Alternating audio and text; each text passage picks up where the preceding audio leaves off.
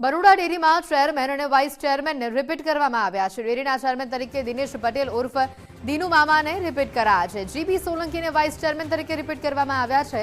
પ્રદેશ ભાજપે મોકલેલા મેન્ડેટના આધારે નિર્ણય લેવામાં આવ્યો છે। ગુજરાત ફર્સ્ટ સાથે દિનેશ પટેલ જીબી સોલંકીની વાતચીત સામે આવી।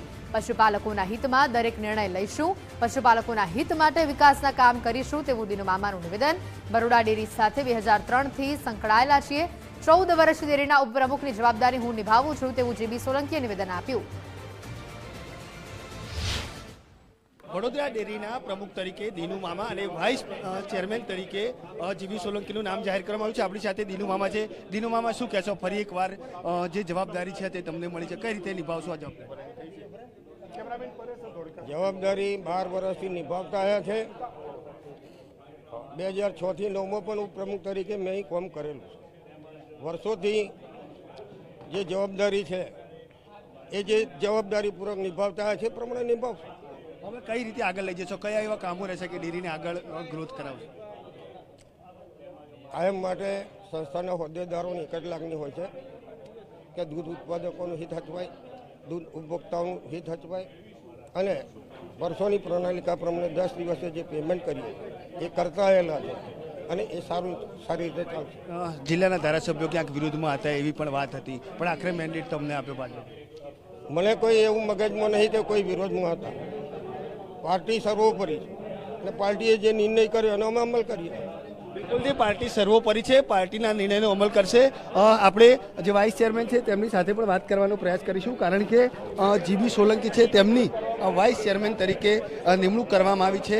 પારદર્શક વહીવટ તેઓ કરી રહ્યા છે તેવું તેઓ કહી રહ્યા છે। ત્યારે આગામી સમયમાં પણ તેમની આજે મળેલી જવાબદારી છે તેઓ પશુપાલકોના હિતમાં નિભાવશે।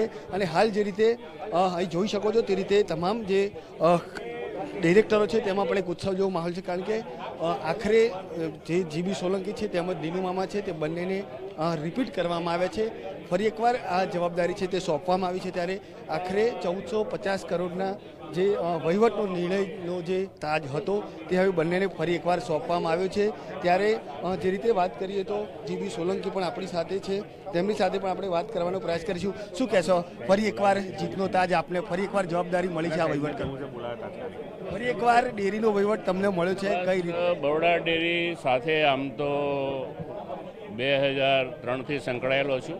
14 વર્ષથી બરોડા ડેરીના ઉપપ્રમુખની જવાબદારી નિભાવું છું અને પુનઃ મને જવાબદારી સોંપી છે ત્યારે એ જ જોમ, એ જ ઉત્સાહ અને એ જ ખંતથી કામ કરીશું અને વધુને વધુ બરોડા ડેરીની પ્રગતિ થાય, દૂધ ઉત્પાદકોનું વધુને વધુ હિત સચવાય એના પ્રયત્નો કરીશું। ધારાસભ્યો ક્યાંક વિરોધમાં હતા, નોટિસો પણ આપવામાં આવી હતી, ધારાસભ્યો વિરોધમાં હતા, નોટિસો પણ આપવામાં આવી હતી, એને લઈને હવે શું કહેશો? જવાબ? જાહેર જીવનમાં એવું તો ચાલ્યા કરે।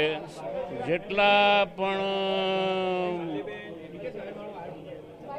સમજો કે લોકો છે એ 100% કંઈ તમને ચાહતા હોય, તમારી તરફેણ કરતા હોય એવું તો ક્યારેય બનતું નથી।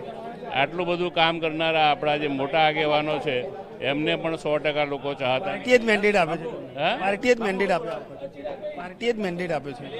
હા, પાર્ટીએ મેન્ડેટ આપ્યો છે ત્યારે એ મેન્ડેટને ખરા ઉતારવા પ્રયત્ન કરીશું।